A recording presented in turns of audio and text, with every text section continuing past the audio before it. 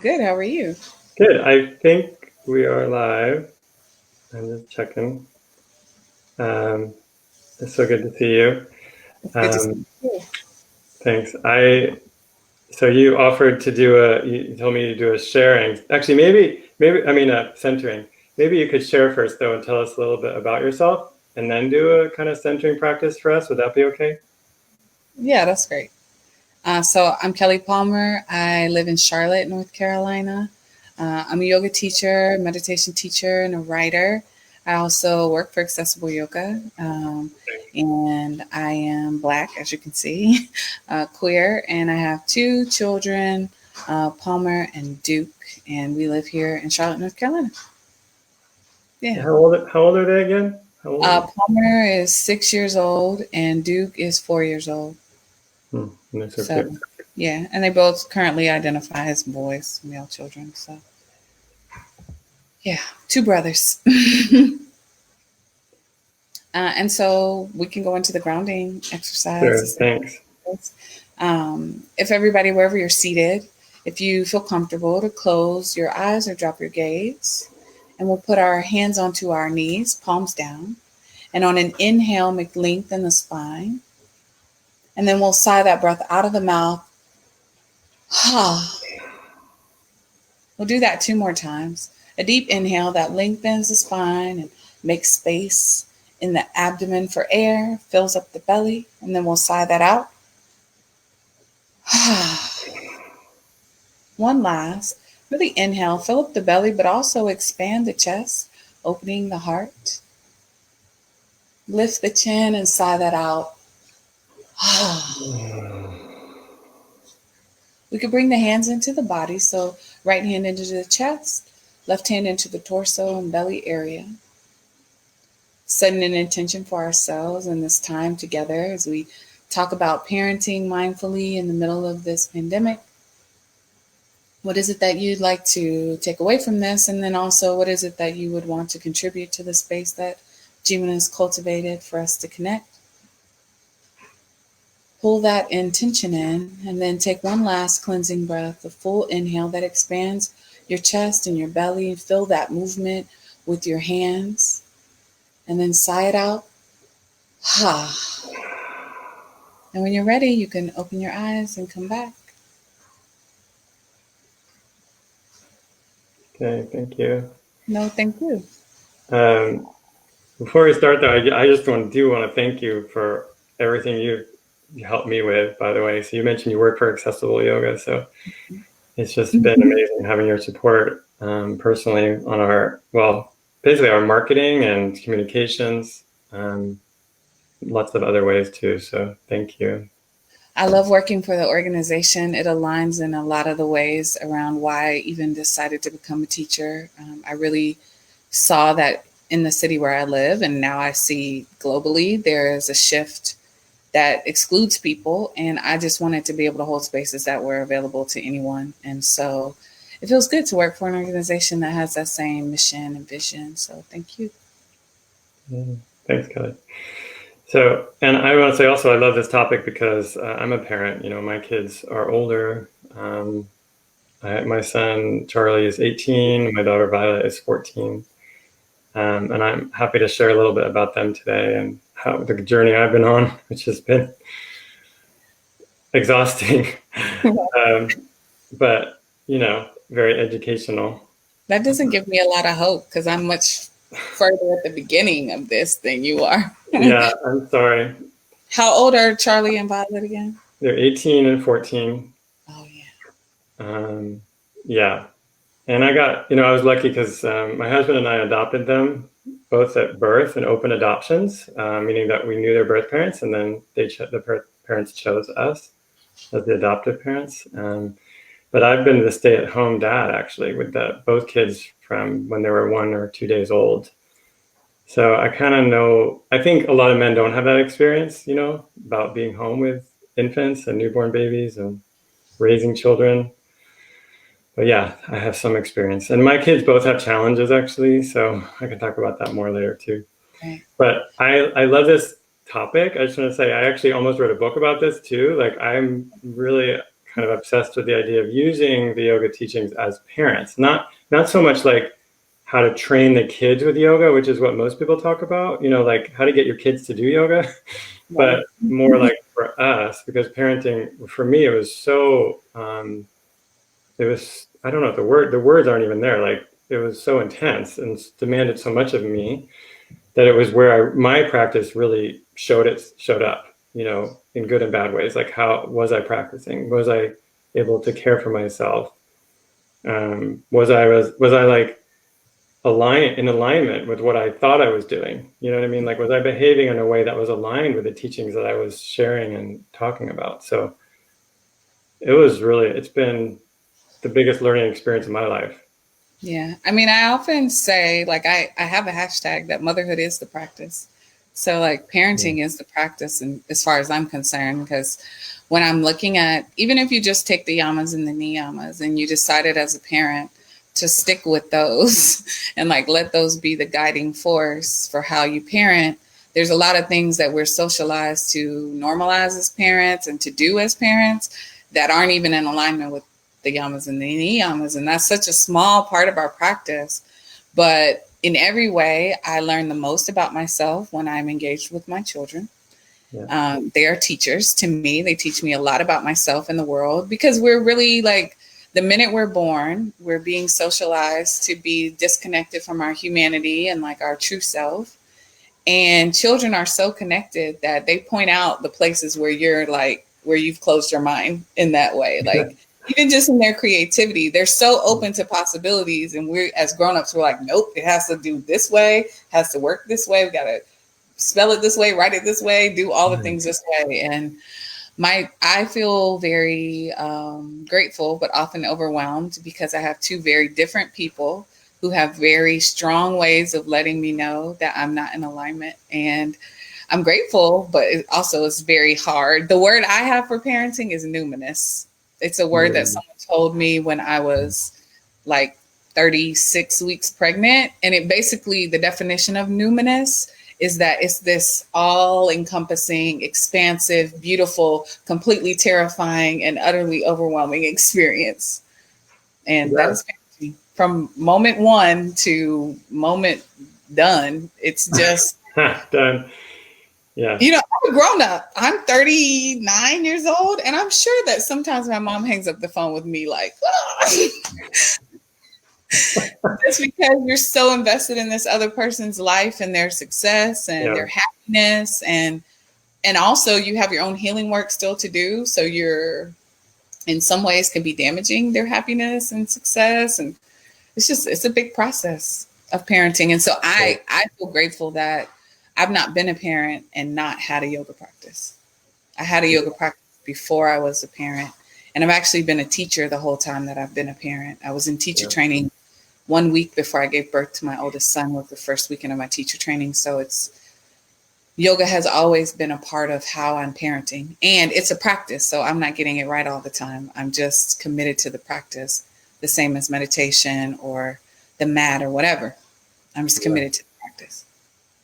Yeah, me too. I was already teaching when I had my kids, and I think one of the things I struggled with is like, through practice, I could watch myself when I was parenting, and sometimes it just made me question everything all the time. Like, I was just like, wait, is it like every rule, every statement, every time I would stop them, I'm like, wait, is this for me? Is this for them? Like, there was just so much like self-analysis going on for me. I kind of got lost in my head sometimes. And then I got really frustrated. Like, I'm more intellectual person than emotional. So for me, it was more like I would have really powerful emotions come up from whatever they were doing. And that was just overwhelming. And that was hard. It was just really hard. Yeah. I probably about a year ago, I did a webinar through whatever platform around handling big emotions. And there were parents from all backgrounds with children of all ages and like young people that they were caring for. And one of the things that I shared with them is that I actually have a very explosive temper if it is not regulated and checked. My feelings come up very quickly and my response can be very strong. Mm-hmm. And over the years of just like growing up and having a practice. I'm not going to like scream and yell at people, but that has been something I've done before. And so the place where my temper is most readily tested is within parenting, because I have chosen to parent in a peaceful way, which I can talk about what peaceful parenting means for me. Yeah.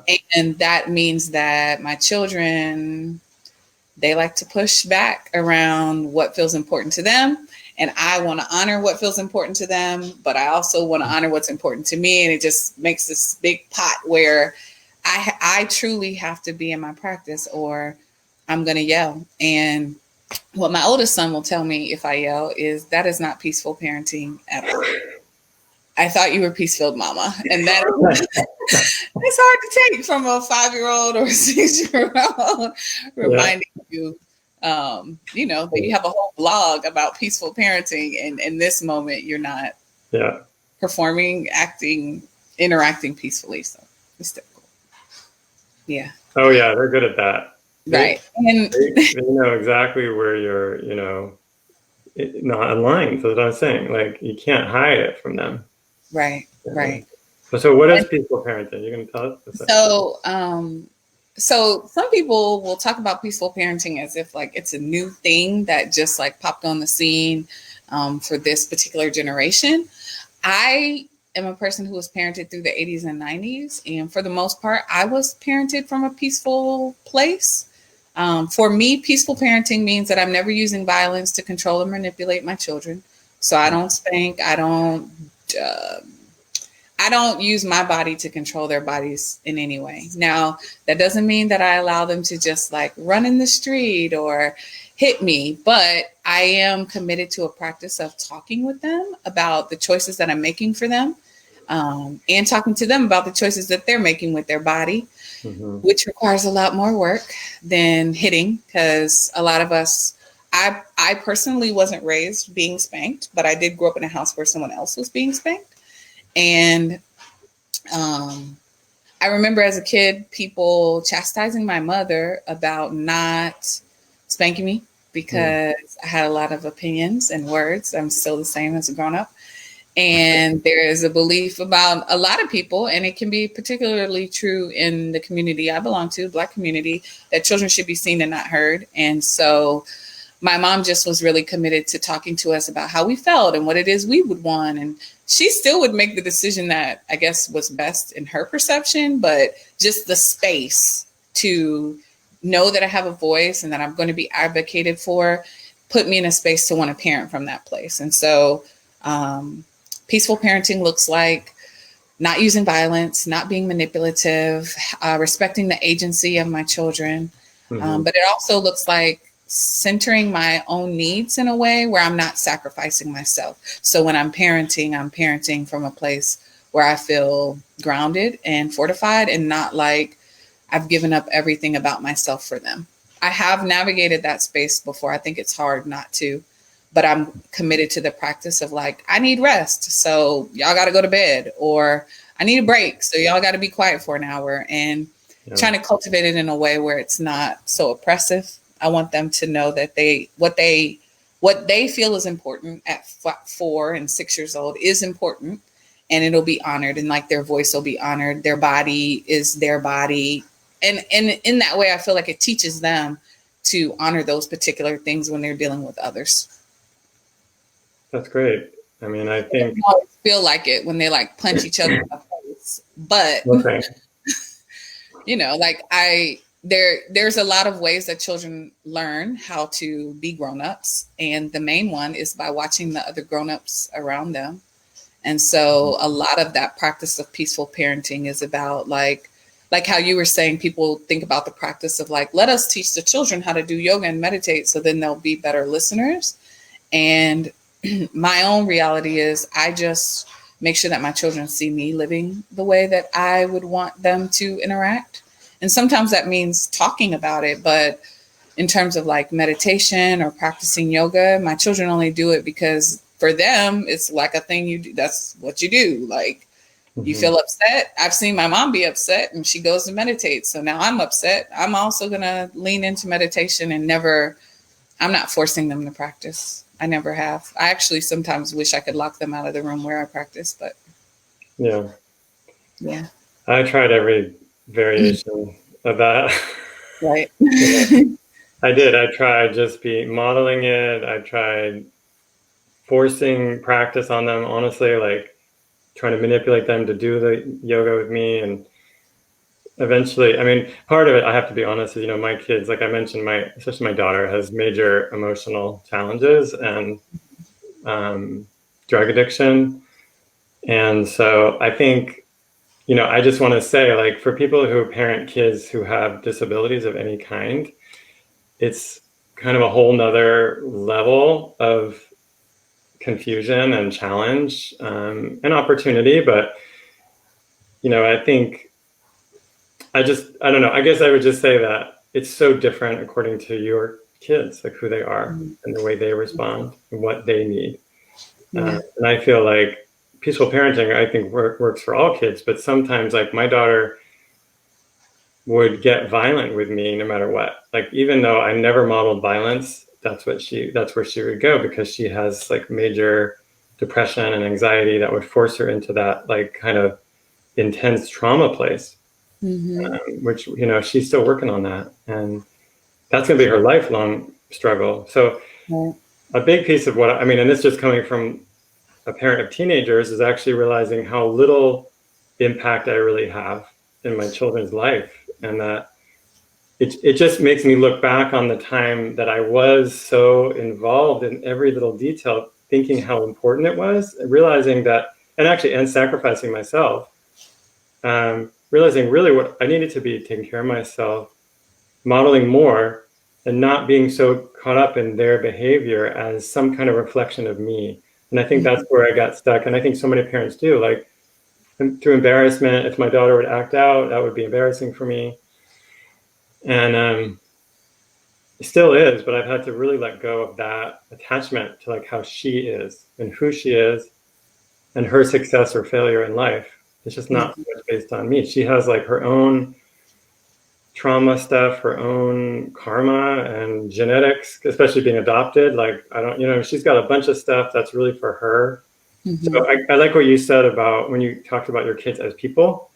And to me, that's kind of the core of it for me with teenagers, is to really like see them as separate as much as I can. It's not that I don't love them and care for them, but the less I attach to them and identify with them, the better we can have like an actual authentic relationship based on good boundaries and self-care for each of us. Same with my son who's 18. It's like he's still living at home. And especially right now, we're here together a lot, doing everything, cooking and cleaning and doing stuff, everything together. And it's been a real evolution the last few weeks or months now, together at home with him, especially like kind of reimagining our relationship as more adults, and trying to respect him, and also not just respect, but really allow him to be an adult. Right. You know what I'm saying? Like, give him that space, but also request and require that. Like, he's 18 now. Like, he's got to behave and take care of himself too. Right. Anyway. Right. No, I think all of that's important. I mean, especially because first, most of us are socialized that children are a reflection of the parents. And so we internalize that from the moment they're born. I remember the very first time I went to like a mom and me yoga class, and my older son actually spent time in the NICU. He was there for like a week. And at first it was really devastating and heartbreaking that I like was sent home from the hospital and my baby stayed at the hospital and I had to go back and forth and he was on a feeding tube and it was like all this stuff. Yeah. But then he also came home really quickly. They had predicted like 3 weeks and he was there like 7 days or something. And what I realized as soon as he got home was that the benefit of him going to the NICU was that he slept through the night, because he had been conditioned to take his last bottle, and then a nurse would check on him 3 hours later, but they wouldn't wake him up. And so I like had this newborn who slept like 6 to 8 hours at a time. Wow. I went to this mom and me thing or whatever, and all the moms were there or whatever, and they were going around talking about how they're doing, and everybody had babies around the same age. And everyone was so like congratulatory to me that I had gotten my baby to like sleep through the night. And I was just like, but I didn't. Like, Yeah.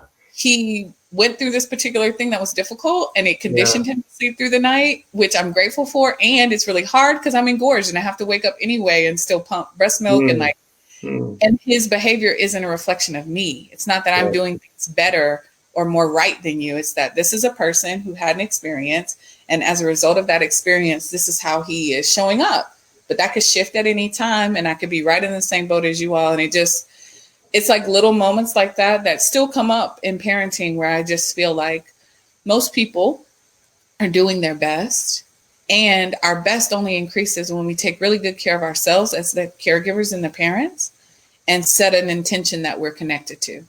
And so, like I tell people all the time, I don't have the intention of raising two people who practice yoga every single day or teach yoga or anything. I do, though, wish to raise people who are connected enough to their humanity that they can respect the humanity of other people. And Yeah. that can show up in a lot of different ways. They don't have to be practicing yoga in the way that we think about it. It really is a lived way. And like the first person to ever really expose me to the practice is my grandfather, but he'd never been on a yoga mat before. He's deceased now. I don't even know that he would have been open to taking a yoga class if he were living.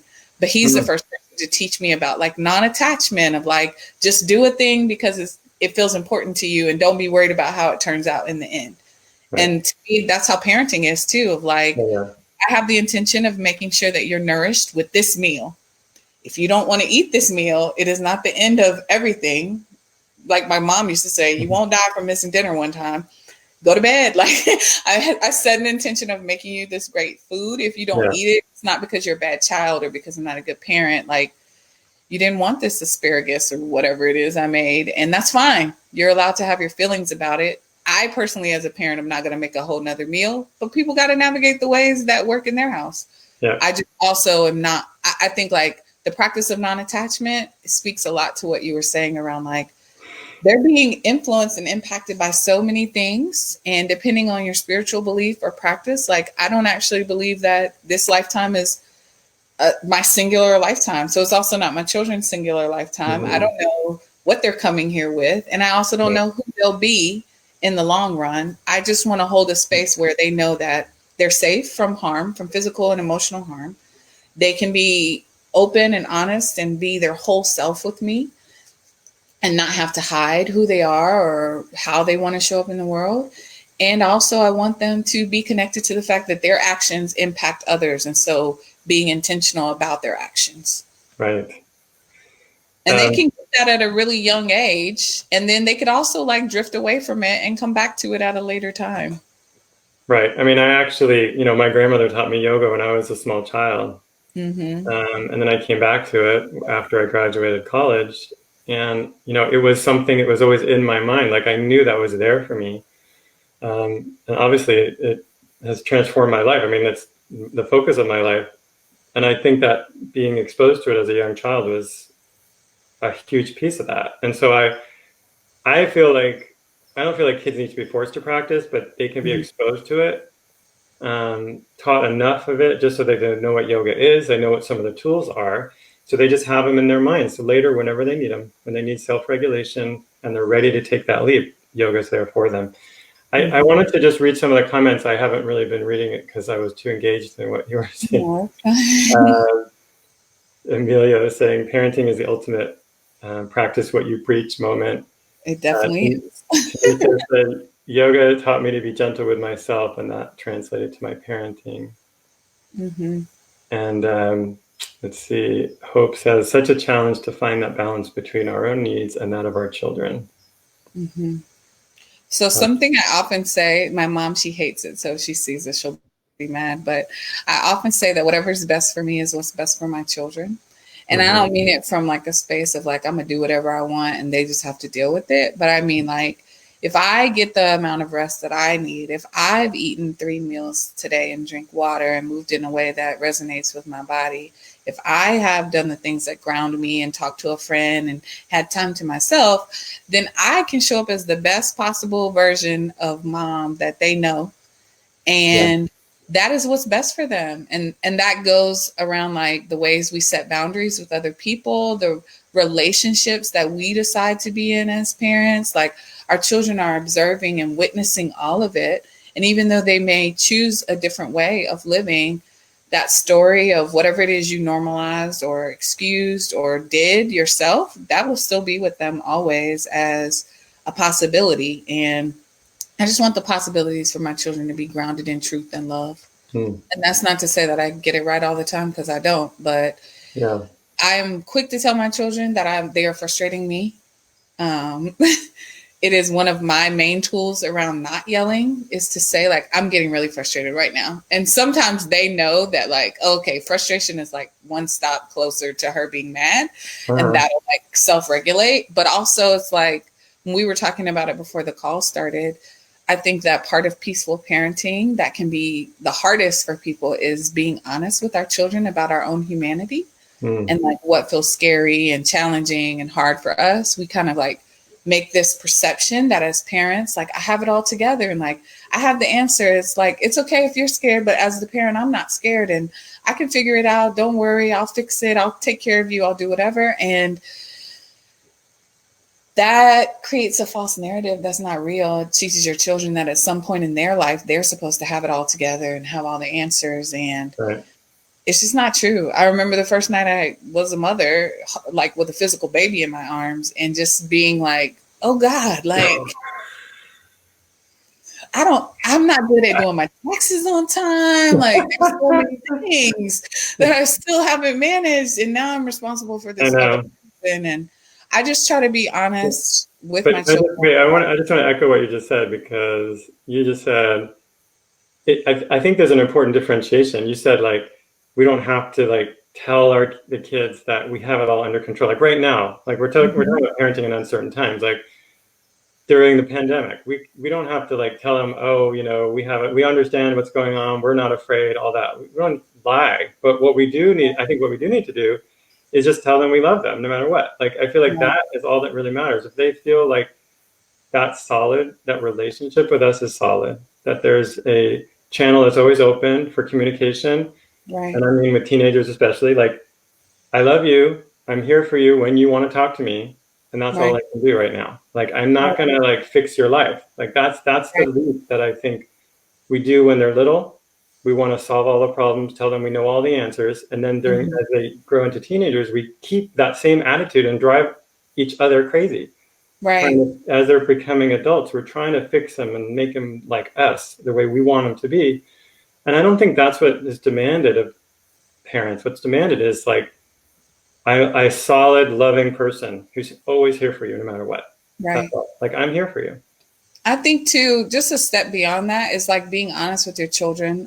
I was sharing with you, Jivana, that my older son, maybe like 2 weeks ago, was having nightmares. He's a good sleeper ever since he was in the NICU. He's still a good sleeper. And he was having nightmares. And one night was kind of like refusing to go to bed because he felt scared about people dying and wanted to just bring everybody that he loves to be at our house together. And then we all go to a different planet and then we can come back. He's only 6. So his rational and logic around that wasn't necessarily. I want to go to another planet. Right. But it would be wrong to say like, well, you don't have to be scared right now, when the reality for me is that feels scary too. That feels scary to me also, that people are dying unexpectedly and there's not anything that we can do about it. And we don't have all the answers about how this is going to unfold. And so like in those ways, just being honest with them. Like when he said, I'm scared, I said, I am too. Yeah. And also all we can do is what we've been told to like practice good hygiene and eat good food and try to like distance ourselves from other people in ways that can keep everybody safe. Or like my younger son really loves Target. It's his favorite store. And it's a place that he just likes to go to, even as for amusement. Yeah. And so he hasn't been to Target in months now, almost 2 months. He hasn't been to Target and he keeps asking. We even did like pickup in the driveway and he was like, yay, Target. And I had to say, we're not going in. And his question was, well, when will that end? And I just had to say to them, no one knows. I don't know the answer to that. I don't know how it's going to be. Instead of pretending like I have the answers. I don't. And it's okay that I don't have the answers. And it's okay for us to be afraid together. I'm still going to make sure that you have food to eat and a safe place to live. And I'm still going to love you, like you said. But I think most of us grew up or actually raise our children in this way of like, we have this superhero thing that we do for our children that makes us inhuman to them. And I'm like, just tell them you're a human being, that like, I need sleep. I say that to my children all the time. Like, you guys have so much energy right now, and I do not. I went to bed later than you. One of you woke me up in the middle of the night, and now you're waking me up early in the morning. I feel so tired, and I need your help because I don't have the same amount of energy. And they'll come up with their own solutions sometimes around like, well, we'll play in our room and you sleep some more, or we just need some breakfast and then you could go and lay down. And so it's like just making myself as human as possible to them, especially during this period, because I am still a human, even though I am their mother. Yeah, I love that. I think it also helps to give context to the rules that we are often challenged with, like enforcing rules.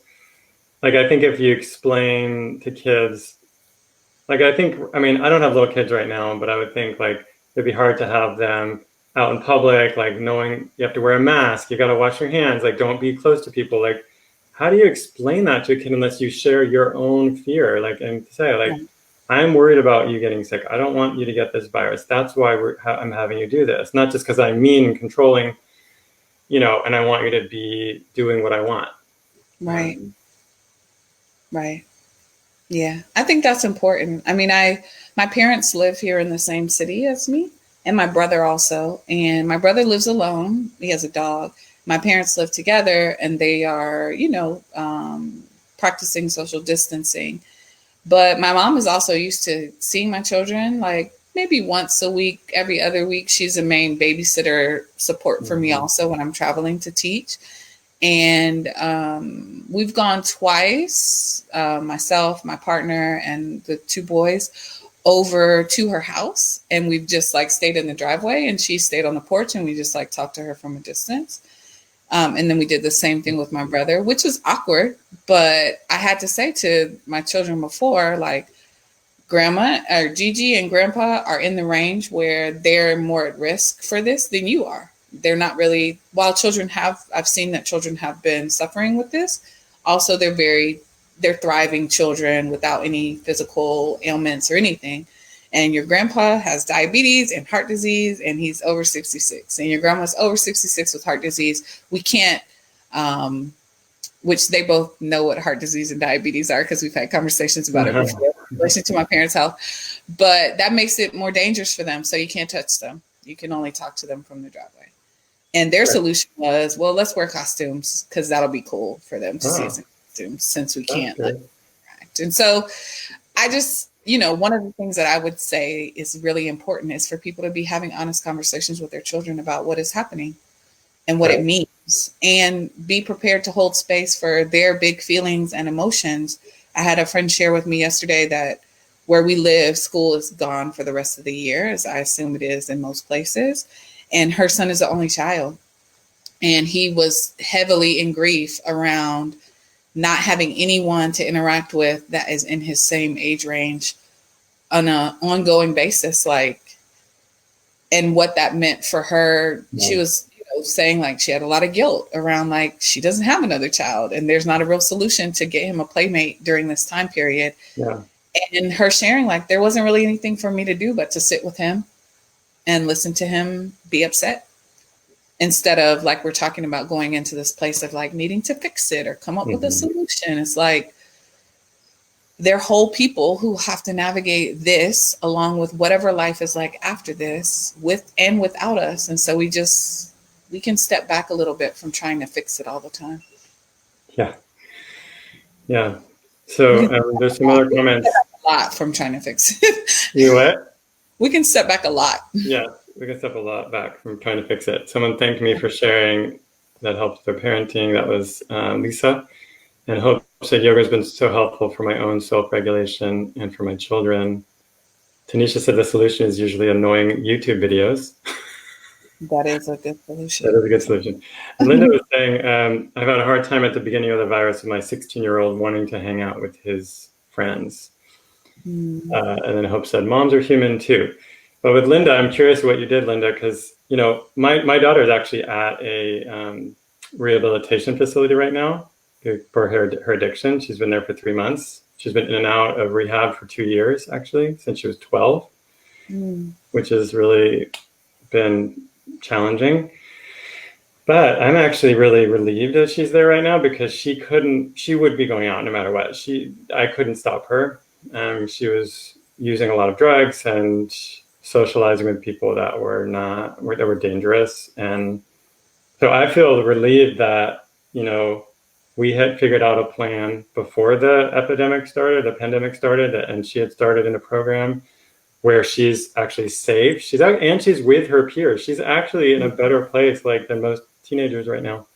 They have school there, and she's with other teens. So it kind of worked out amazing. So, but it was a huge leap for me to, like, take care of myself and finding her a place that she needed, where she needed to get the help she needed. So, I mean, I just feel really strongly about that piece that I've learned as a parent. And that's what yoga is for me, right? Like, it's my practice is how I learn about what my body needs, what my mind needs, how to set boundaries, how to take care of myself. That's what the journey has been for me.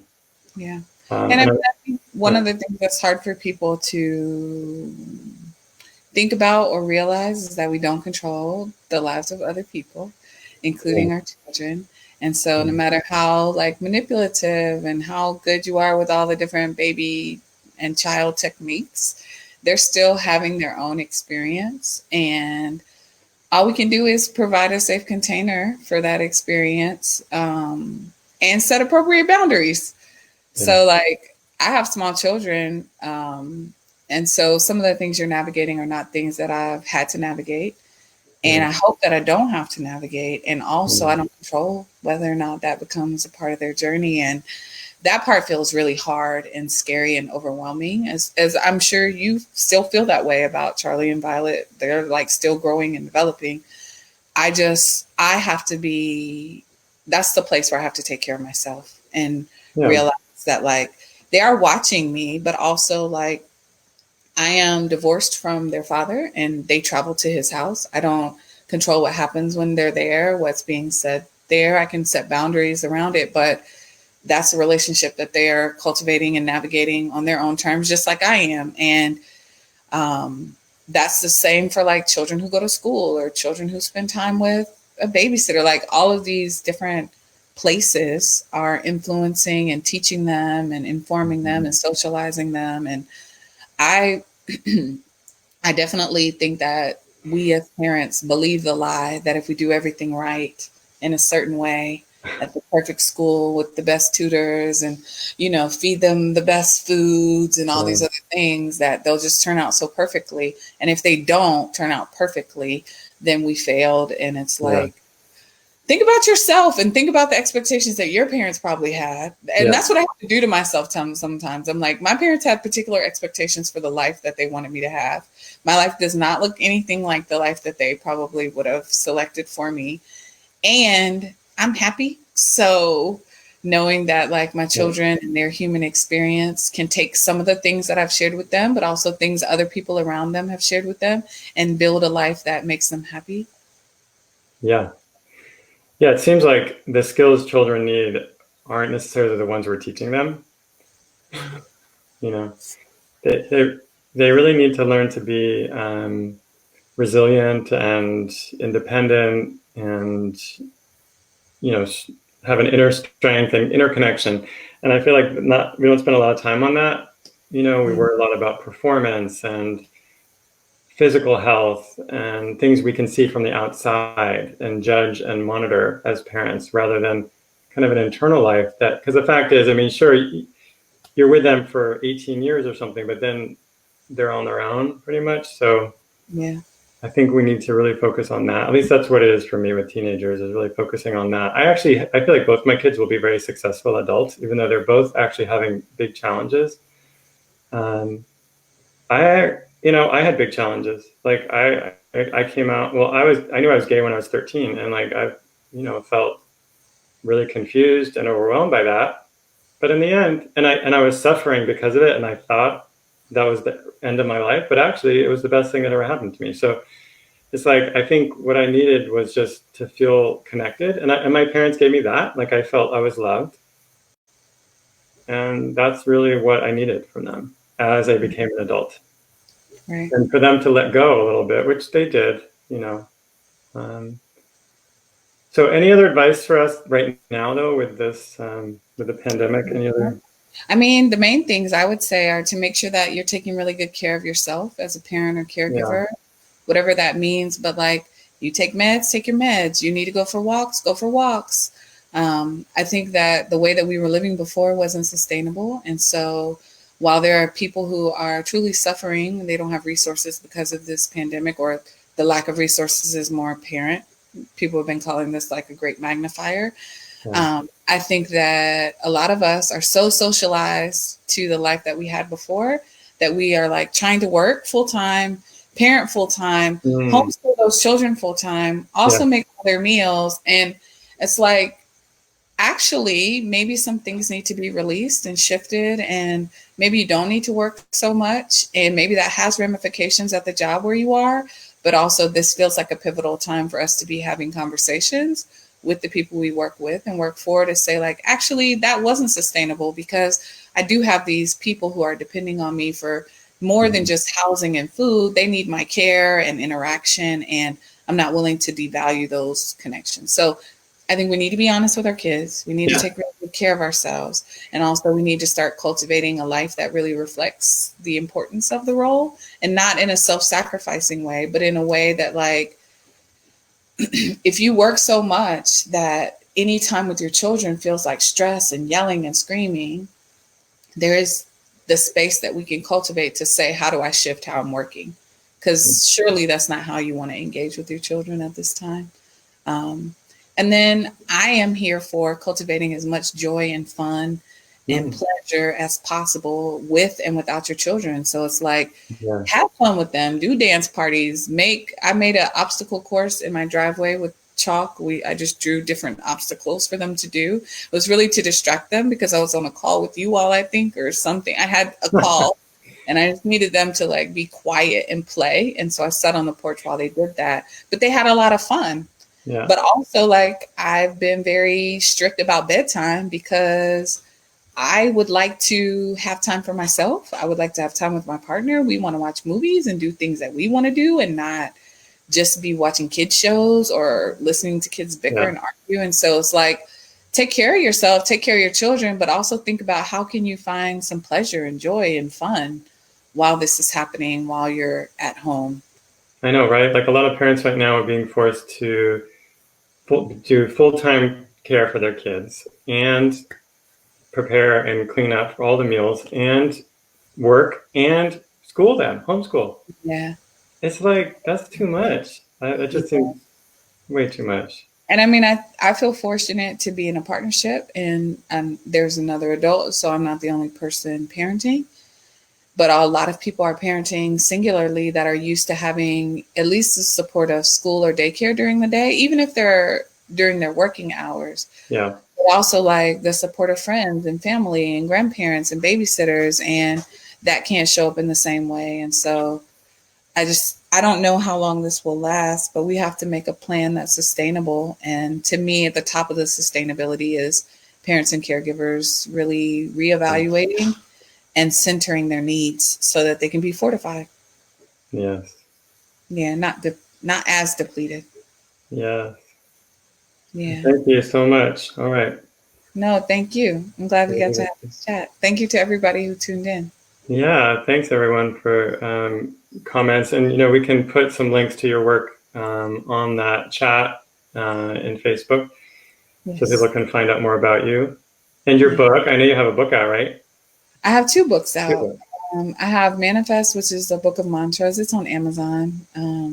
And then I have a workbook that's attached to it. So it has, you know, I don't even remember how many, but lots of exercises in there around the mantras that are shared. Oh, nice. Yeah, Cool. for self study. Okay, and then you have your website for more Yeah, parenting. my website is peacefilledmama.com.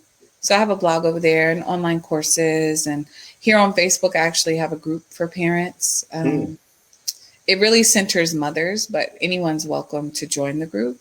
And people share in there, people ask for advice. I share things that are relevant. what's Yeah, it called? it's the Peace Filled Mama parent, Yeah, like okay. community group, just like the Accessible Yoga community group. Okay, awesome. Yeah. Great. Thanks, Kelley. Thanks for everything you Thank do. you. Peace, Okay, bye. everybody. Bye. Bye.